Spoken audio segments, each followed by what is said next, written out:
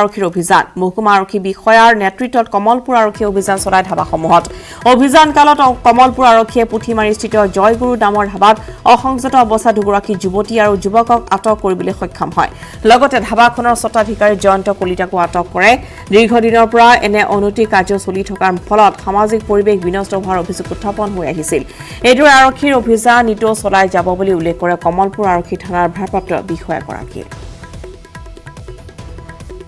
বুলি কয় এখন তাত আমি খবৰ পাইছিলোঁ যে তাত কোনোবা অসংযত অৱস্থাত কোনোবা মহিলা আছে বুলি সেইমতে যাই দুজনী মহিলা পাইছোঁ আমি তাৰপিছত ল'ৰা দুজন গাড়ী মানে যিখন হোটেলৰ মালিক স্বত্বাধিকাৰ তেওঁকো আমি এৰেষ্ট কৰিছোঁ আৰু তেওঁ কাৰ্যকলাপ চলাই বুলি বহুদিনৰ পৰা আমি খবৰ পাই আছিলোঁ আজি পাইছোঁ আমি ৰেড ৰেঞ্জত ধৰিছোঁ সেইমতে আমি মোং এটা ৰুজু কৰি আমি তদন্ত কৰি আছোঁ হাজোৰ পিতল শিল্প পৃথিৱী বিখ্যাত এটাৰ পিছত আনটো পিতলৰ সামগ্ৰীৰে পৃথিৱীৰ বিভিন্ন স্থানত সমাদৰ লাভ কৰি আহিছে হাজোৰ পিতল শিল্পই এতিয়া পুনৰ মন্দিৰৰ নৱনিৰ্মিত এটা মুকুটক লৈ চৰ্চালৈ আহিছে হাজোৰ এই প্ৰাচীন শিল্পটো প্ৰায় 3 মাহ জোৰা প্ৰচেষ্টাৰ অন্তত হাজোৰ মুছলিম পট্টিৰ 4জনকৈ লোকে প্ৰস্তুত কৰি উলিয়াইছে 12 ফুট উচ্চতা আৰু 6 ফুট বহলৰ আপুনি দেখি থকা পিতলৰ এই মণিকূট অঞ্চলটোৰ সৰাব আলী সমিম আলী ৰুবুল আলী আৰু মছিব আলীয়ে হাজি উলিয়াইছে পিতলৰ এই সৰ্ববৃহৎ মুকুটটো 1 কুইণ্টেল 60 কেজি ওজনৰ এই মুকুটৰ মূল্য প্ৰায় 2 লক্ষাধিক টকা উল্লেখ্য যে সমন্বয়ৰ মিলনভূমি তীৰ্থনগৰী হাজোৰ মুছলিম পট্টি গাঁৱৰ 80% লোকেই জড়িত পিতল শিল্পৰ সৈতে লগতে এই মুছলিম পট্টিত প্ৰস্তুত হোৱা বাচন বৰ্তন ব্যৱহাৰ হয় হাজোৰ ঐতিহাসিক শ্ৰী শ্ৰী হয়গ্ৰীব মাধৱ মন্দিৰত 12 ফুট ওখ আছে 6 ফুট বহল আছে 3 মাহ সময় লৈছে আৰু 4জনে বনাইছে ইয়াৰ মোটামুটি 3 লাখ টকা বা 2.5 লাখ টকাৰ বাজেট এটা অৰ্ডাৰ আহিছে নেকি অৰ্ডাৰ আহিছে ইয়াৰ পৰা অৰ্ডাৰ আহিছে ইয়াৰ ব্যক্তিগত মানুহজনে আমাক বনাব বিশ্ববৰেণ্য শিল্পী সুধাকণ্ঠ ভাৰতৰত্ন ডক্টৰ ভূপেন হাজৰিকাৰ আজি নৱম মৃত্যুবাৰ্ষিকী গণশিল্পী ভূপেন হাজৰিকাৰ মহাপ্ৰয়াণৰ আজিৰ এই পবিত্ৰ দিনটোত তেজপুৰৰ প্ৰহ্লাদ চন্দ্ৰ দাস স্মৃতি নৃত্যশালাত এটা নৃত্য প্ৰতিয়োগী দল দীপা দাসৰ গীতেৰে শ্ৰদ্ধা নিবেদন কৰে বৰেণ্য শিল্পীগৰাকীয়ে হেমন্ত নাথৰ প্ৰতিবেদন সুধাকণ্ঠৰ মহাপ্ৰয়াণৰ আজি 9 বছৰ আৰু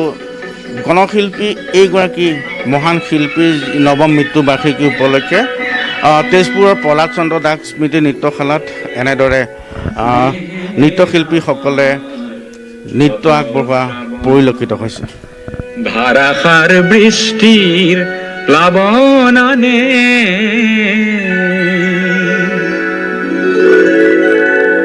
যৌবন বাসনাৰ ৰিক্ত পকুল পূৰ্ণ কৰে উন্মত্ত বাণে স্নেহে আমাৰ শত শ্ৰাৱণত ধাৰাসাৰ বৃষ্টিৰ প্লাৱননে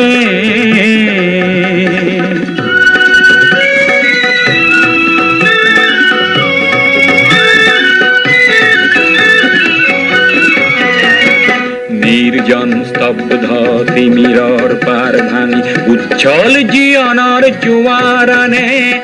অপৰূপ বাৰিষাৰ তৰংগ ৰাখিয়ে নাচে নৱ সৃষ্টিৰ গানে যৌবন বাসনাৰ ৰিক্ত পকুল পূৰ্ণ কৰে উন্মত্ত বাণে স্নেহে আমাৰ শত শ্ৰাৱণৰ ধাৰাসাৰ বৃষ্টিৰ প্লাৱননে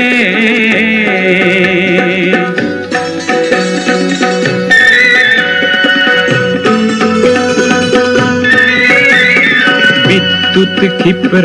নয়নে তোমাৰ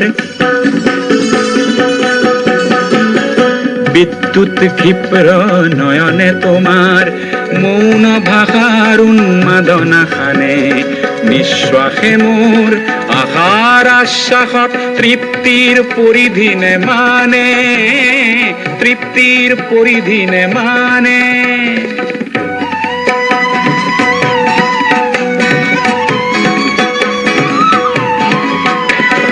প্ৰীতি দিগ বলয়ত গতিশীল গীত গাওঁ বজ্ৰৰ গৰ্জনে হাৰ মানে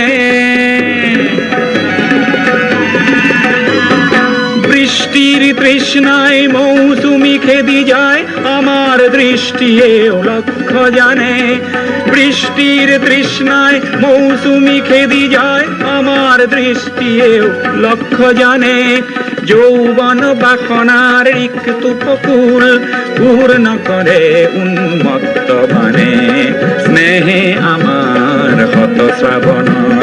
ধারাসার বৃষ্টির প্লাবননে স্নেহে আমার হত শ্রাবণর ধারাসার বৃষ্টির প্লাবননে আৰু অসম ৰত্ন ডক্টৰ ভূপেন হাজৰিকাৰ নৱম মৃত্যুবাৰ্ষিকী উপলক্ষে অভয়াপুৰীতো আজি বিভিন্ন কাৰ্যসূচীৰ আয়োজন কৰা হৈছে অভয়াপুৰী জ্যোতি সাংস্কৃতিক অনুষ্ঠানৰ উদ্যোগত বিভিন্ন কাৰ্যসূচীৰ আয়োজন কৰা হয় সংগীত সূৰ্যগৰাকীৰ কালজয়ী সৃষ্টি মানুহে মানুহৰ বাবে গীতেৰে স্মৰণ কৰে অভয়াপুৰীবাসীয়ে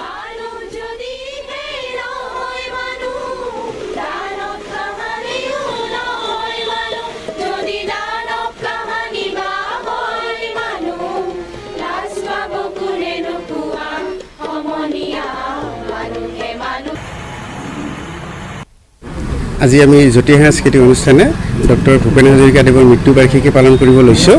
আজি ৰাতিপুৱা বন্তি প্ৰজ্বলন আৰু মাল্যাৰ্পণ কাৰ্যসূচী ইতিমধ্যে হৈ গ'ল ভূপেন্দ্ৰ সংগীত প্ৰতিযোগিতাখন আছে আৰু সন্ধিয়া সাংস্কৃতিক অনুষ্ঠানে আজি গোটেই দিনটো মানে এনেকৈ জ্যোতি সাংস্কৃতিক অনুষ্ঠানৰ ডক্টৰ ভূপেন হাজৰিকাৰ মৃত্যুবাৰ্ষিকীটো পালন কৰা হ'ব পাঠশালাত ভূপেন হাজৰিকাক স্মৰণ পাঠশালা বজাৰ কমিটিৰ উদ্যোগত আৰু বজালী জিলা প্ৰেছ গিল্ডৰ সহযোগত পাঠশালা হৰি মন্দিৰ প্ৰাংগণত সুধাকণ্ঠ ভূপেন হাজৰিকাৰ নৱম মৃত্যুবাৰ্ষিকী উদযাপন কৰা হয় বজাৰ কমিটিৰ সভাপতি গিৰিধৰ চৌধুৰীয়ে বন্তি প্ৰজ্বলনেৰে শ্ৰদ্ধাঞ্জলি অনুষ্ঠান মুকলি কৰাৰ পিছতে বজাৰ কমিটিৰ সম্পাদক জিতেন তালুকদাৰৰ সঞ্চালনাত স্মৃতিচাৰণ অনুষ্ঠান অনুষ্ঠিত হয় অনুষ্ঠানত স্থানীয় সাংবাদিকসকলৰ লগতে অঞ্চলটোৰ বহু বৰেণ্য ব্যক্তিয়ে অংশগ্ৰহণ কৰে পাঠশালা বজাৰ কমিটি আৰু বজালী জিলা প্ৰেছ গিল্ডৰ উদ্যোগত ইয়াত ডক্টৰ ভূপেন হাজৰিকাদেৱৰ আমি নৱম মৃত্যুবাৰ্ষিকী এই স্মৃতিচাৰণ আৰু শ্ৰদ্ধাঞ্জলি অনুষ্ঠান ইয়াত আমি উদযাপন কৰিছোঁ জাতি মাটি ভেটিৰ যি সচেতন আৰু দায়বদ্ধতাক লৈ প্ৰতিটো গীত কবিতাৰে যিখিনি অসমবাসীলৈ তেওঁ আগবঢ়ালে বা যিখিনি আছিলে এইখিনি এতিয়া আমি নতুন প্ৰজন্মই তেওঁৰ গীতৰ মনোৰঞ্জনতকৈও আমি তেখেতৰ যিখিনি গীতৰ যিটো কথা বা গীতৰ যিখিনি আধ্যাত্মিকতা গীতৰ যিখিনি তেওঁৰ মূল তত্ত্ব এই ওপৰত আমি গুৰুত্ব আৰোপ কৰি আগুৱাই যাব লাগিব বাইহাটা চাৰিআলি আৰক্ষীৰ জালত তিনি ভিআইপি ছাগলী চোৰ বাইহাটা চাৰিআলি আৰক্ষী থানাৰ অন্তৰ্গত মান্দাকাটাত ৰাজপথত বিলাসী বাহন ৰখাই ছাগলী চুৰি কৰিবলৈ লোৱা অৱস্থাতেই হাতেলতে ধৰা পৰে দুই ছাগলী চোৰ তিনিজনীয়া ছাগলী চোৰৰ দুজনক ৰাইজে আটক কৰে যদিও এজনে বাহনখন লৈ গুৱাহাটীলৈ পলায়ন কৰে পিছত বাইহাটা আৰক্ষী অনুসন্ধান চলাই গুৱাহাটীৰ চোৰটোক আটক কৰাৰ লগতে চুৰি কাৰ্য ব্যৱহাৰ কৰা গাড়ীখন জব্দ কৰে আনহাতে বাইহাটা চাৰিআলি অঞ্চলত মোবাইল চুৰ কৰি সন্ত্ৰাসৰ সৃষ্টি কৰা এটা মোবাইল চোৰকো আটক কৰে আৰক্ষীয়ে